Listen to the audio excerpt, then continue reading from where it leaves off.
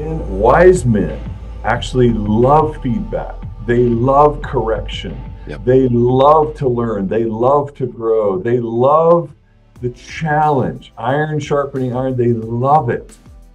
Fools want to be the master of their own universe and pretend that they're God.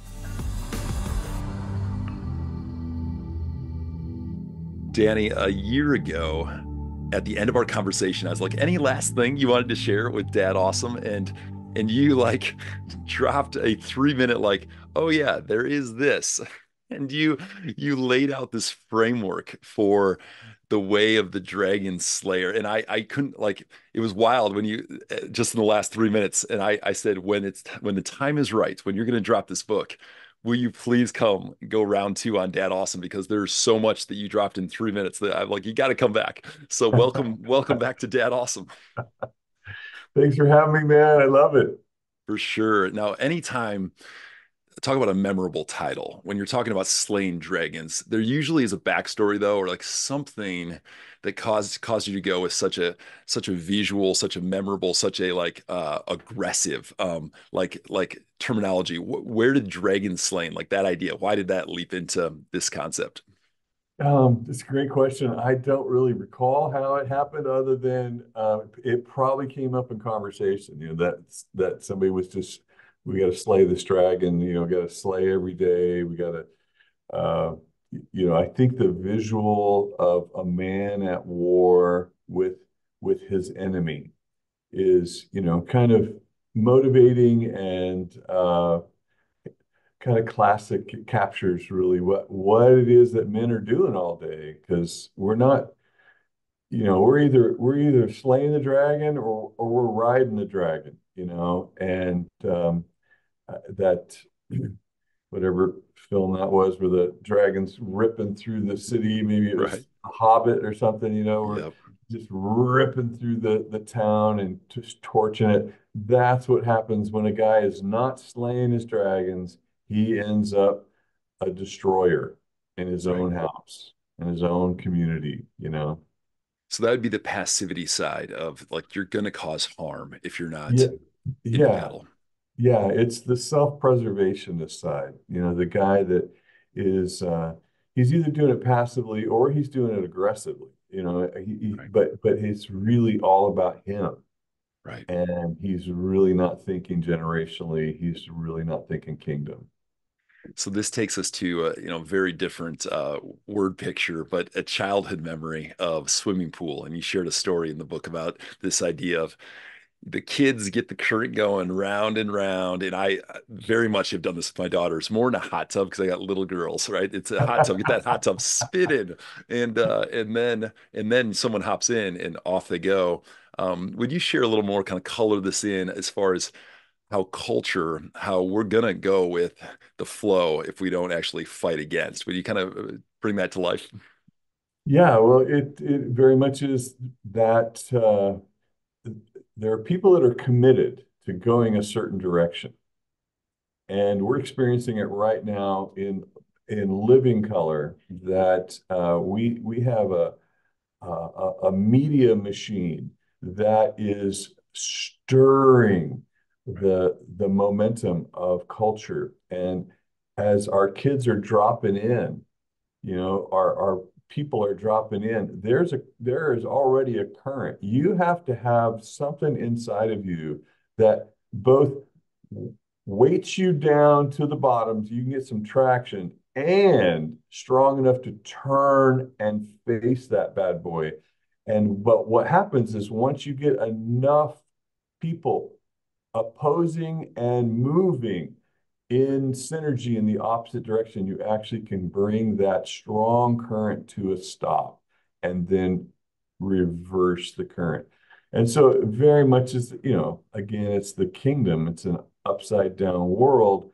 And that's what I really want to call our generation to, is let's be the generation that face this ugly lie, chase it down, band together, and create a different tomorrow for our boys, And led by men, which is, yeah, led which by is men.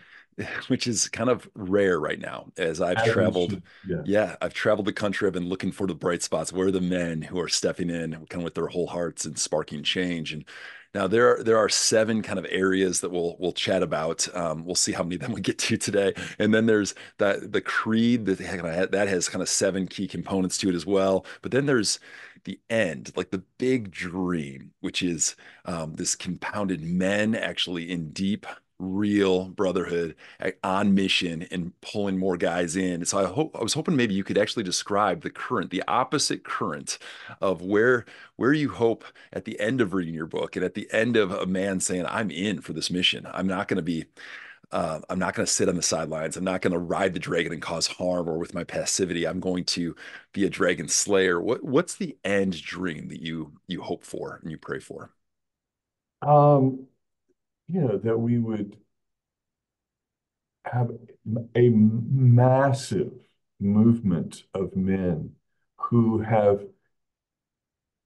decided in their life, their character, and their legacy that they are going to put Christ on display in the way they lead their family, the way they live their lives, and how they want to be remembered. That my dad, my uncle, my grandfather was the most godly man that I knew. Mm. Like a massive, hundreds of millions of men that are leaving that legacy for others to follow. And I mean, that jumps in my heart right to the creed, this idea of this is the Dragon Slayer creed. If this is what I was known for, if this is what, my four little daughters, their husbands someday, if they're known for these things, I mean, yes, it will go into all these other spheres that the book talks about, these different seven sections. But is it okay if we riff a little bit on the creed for a few moments? Is that all right? Sure. Do you Absolutely. want me Yeah. to tee them up or do you want to just walk it through? What's better for you? You tee them up. Tee Yeah, them up. great. Yeah. So men always protect, so they never exploit the weak. Talk a little bit about that first one. Just it being such a huge part of masculinity is that, we're built to protect. I always use the analogy of, there's noise in the living room in the middle of the night. Yeah, yeah, And the husband wakes the wife up and says, "Go see what it is. Go find out what's out there, honey." Like, yeah, we laugh at that because it's such a preposterous suggestion that ascend. Right. a man would stay in bed and send the woman out to face danger, like not on your wildest day. Right. So Protectors. this is built into my role. It's built Mhm. into my design is to be the one to run towards the shooter, Yeah, to be the one to run towards danger, to be the one everybody hides behind. That you got to get through me to get to that. So men always protect, meaning they are also uh, stronger, uh, more vicious, more violent, more dangerous. So that had never be pointed in the wrong for direction. harm. Right. Never. So the Mhm. job is to protect the weak, Yeah. never to use your strength for exploitation. I've been saying this phrase, just taking, straight from scripture, for Jeff so loved his girls or his family or his wife. Yeah, For Jeff yeah, so loved that he gave, right? And same, that's a protector would live that way, right? That's it.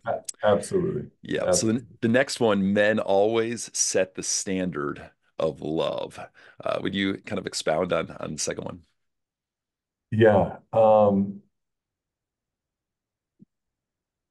You know, let's see, it's Ephesians 5, I believe it is, where Paul says, "Husbands, love your wives as Christ loved the church," which means that the standard of love in the home belongs to the man. It is my job to set the standard Christ-like in my home, in my marriage, with my children, in my community, in my leadership role, wherever I am. It's my job to set the standard of love. It's not my wife's job. It's not, my mom's job. It's nobody else's job. It's my job.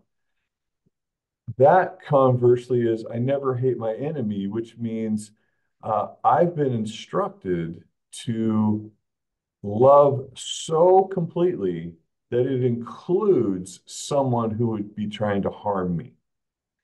Even that, Yeah, and that's what Jesus puts on display. So I know we love to have a bad guy in our lives, but that's how we create triangulation and irresponsibility all over our life. Is if we find a bad guy, we now have a victim, and victims are not responsible for anything they do, say, or think, or live. So no bad guys, that's no right. capes, no bad guys. That's right. That takes it the next step for sure with setting the standard for love to add that second Yeah. half to it. Yeah. The third one is men always provide resources, strength, and identity. Yeah, and they never consume or compromise the quality of life for Oh yeah, others. yeah. Hmm. So um, we're providers. As much as a protector, I'm a provider, and so I bring nourishment, I bring benefit, I bring safety, I bring thriving to those around me, and that I add to who you are as a result of your relationship with me. And I am never going to, in that position and posture, consume from who you are, what you have. So many guys end up with, oh, I married this beautiful lady, 10 years with me, and she's just wore out and tore up. And what happened to you? Like, you happened to me. That's what happened to me. You. And that is the opposite of being a provider. That's a consumer and that's a fail. Yes. Oh man, there's so much more I could ask as follow-up questions on these, but I just wanted to paint kind of the creed. So we'll keep it, we'll keep going forward. It's hard for me to keep going forward here, Danny. So the next one is men always control themselves from the inside out. They never control other people. And this was a lot of our last conversation we had a year ago was around, hey, why don't you control your freaking self? Like that's self-control. We got to live that way, right? So Yeah, I will yeah. save the long riff on that for the last year's episode. But anything you'd want to add to that one? It's just absolutely essential that men understand that your primary job and really the only job that you have is control yourself. Yeah. Control freaks, control your freaking self. You never control other people. And when we turn love into control, we misrepresent our Father. Yeah. God is spirit, and where the spirit of the Lord is, there is freedom, not control. If anybody's going to be a control freak, it could be God, and he's a freedom freak. That's amazing. What a gift. What a gift. Okay, we'll go to the last three here. So men take full responsibility. They never blame others or neglect their responsibilities. What would Yeah, you add there? amen. Yeah, it's just it's I I heard somebody describe a man like a truck. He just Oh, rides smoother when he's got a load. You oh, know, hmm, you know, and men need to carry responsibility to feel that the strength that they were designed with. And when the world today is trying so hard to get rid of responsibility for right. men, and it's just bringing out the worst in men because they just ride too rough. They need a load. You got to put a load in a man to get that design activated in him. Hmm. And we are never blaming our lives. We're not victims of anybody. We are sure we get victimized here and there, but we're never victims. Yeah. And so once you get victimized and you realize, oh my gosh, that should not have happened, the next question out of your mouth is, what am I going to do? Hmm. Yeah. I What am I have a going to choice. own? I have Yes. a choice. I have a good choice and I have a stupid choice. What am I going to do? Yeah. Well, and this next one comes, I mean, we're recording, we're not dropping this episode today, but we're recording on Easter week. So, I mean, what a week to talk about this. Men sacrifice for the benefit of others. They never sacrifice others for their own benefit. This Right. giving posture. Yeah. What would you add Yeah. there? Yeah, well, it kind of goes back to that protector thing, but Hmm. it's kind of blended, right? It's the protector and the provider, they're blended, meaning I will use every bit of benefit that I have to strengthen, nourish, develop, uh, add to you and who you are, and I won't. Um, I won't think primarily of myself. I will think primarily of you in my decisions, in my character, and I am more than willing to take the bullet. I will take the sacrifice. I will take it on the face. I will, I will gladly. There's a scene in Cinderella Man, Mm, and James Braddock is he's living in that shack, and he's working all day, and he's training all day, and he's got another fight coming up, and his wife is frying some bologna in the pan, and the little girl wakes up, and he says to her, he says, "Oh, honey, I had a dream last night that I had this great big steak, and I ate it, and I'm so full here." And he gives her that little piece of bologna, and his wife's like, "Honey," he's like, "I'm full. I'm good. I got to go to work."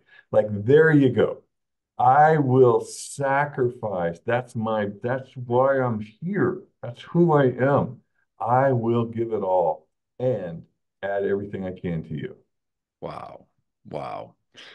The last part of the creed and this, I mean, this does wrap in your heart for this whole project is men live submitted to other men. They never live as the masters of their own universe. Yeah. So they put you in solitary confinement for a reason to torture you, That's it. right? And the torture is you now have no other feedback. You have no way to measure reality. Now you have become the center of the universe.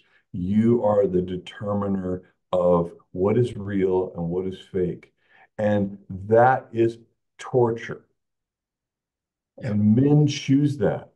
Proverbs 18:1 says, "A man who isolates himself seeks his own desire and rages against wise counsel and judgment."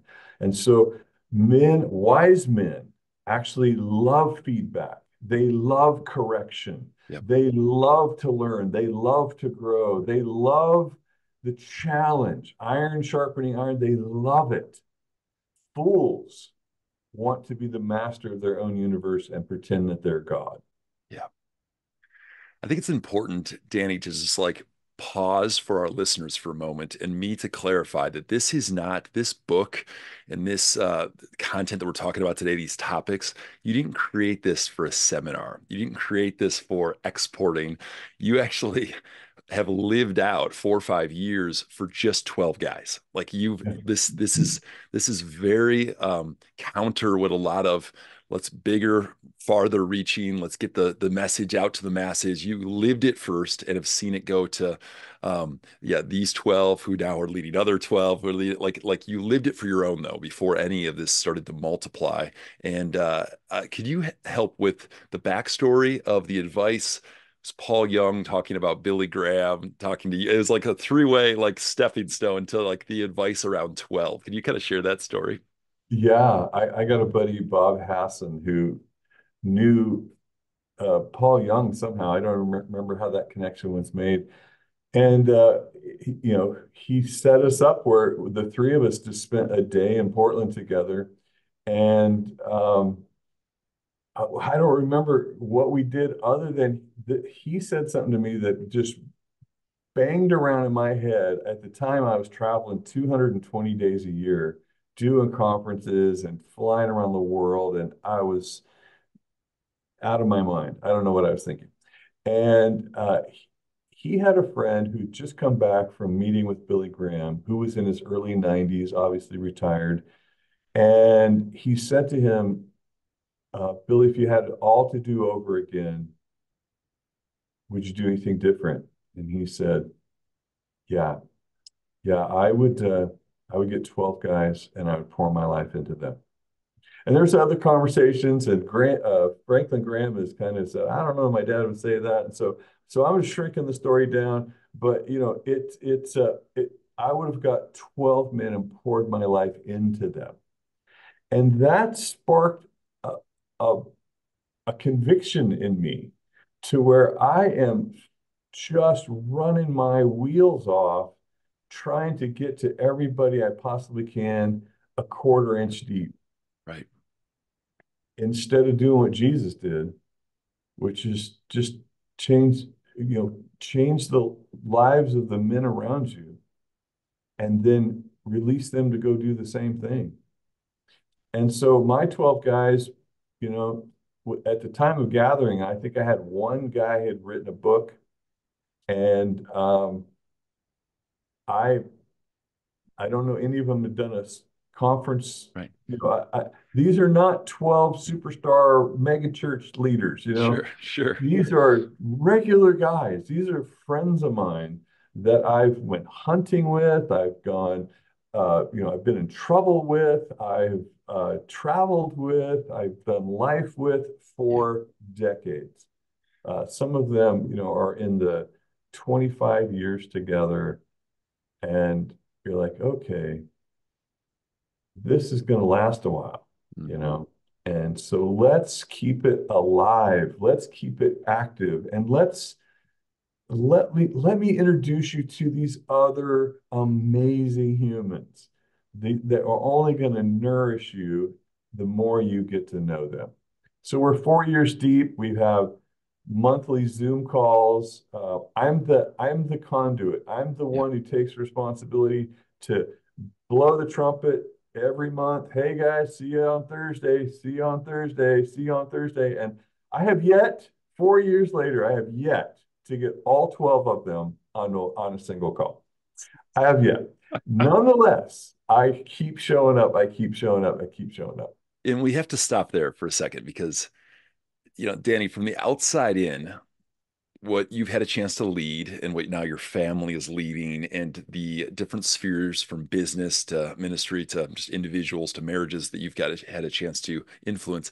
I love hearing that, like, as a leader with 12, it doesn't look perfect. It's not a perfectly wrapped, like everyone's not there every time. And this is a lot of history, but you've decided to be the kind of man who sticks with it and says, I'm going to own the championing this because I know it'll matter for the long haul. It matters. And that's something that I just continue to ask men. Hey, when was the last time you took ownership, took the lead, took initiative to pull Yeah. guys together around something that matters? And it could Yes. be around your book, around slaying these dragons and around, like, it could totally be this, but it could be around the book of Proverbs. It could be around whatever. When was the last time you pulled some guys together and Yeah. to grow because you knew it mattered?